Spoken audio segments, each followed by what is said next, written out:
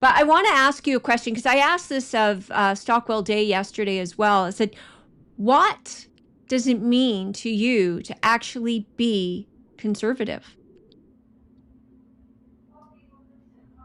Well, you know, I wrote a book about it.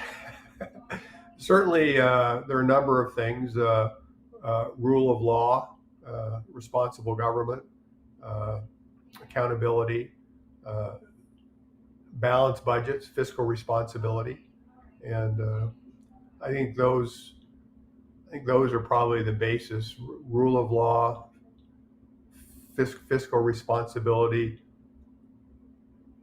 looking after not just the present generation but the next, accountability, and I think those are the big ones, and that's what we don't have at all in the federal government as far as Western interests go. Absolutely. You mind if we touch on some of these? Because I wrote a book called Alberta Rising, and I took an approach of writing it more for people who were a little bit left of center, trying to understand why people are so discontent with the situation with Canada right now. And I looked at it more from a principles perspective, not a policy perspective. And you've just hit on a number of the principles.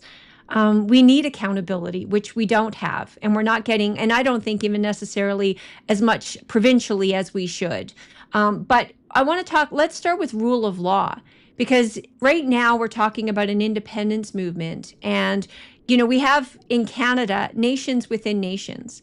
That's a nation divided. And I think we need one rule of law that applies to everybody equally.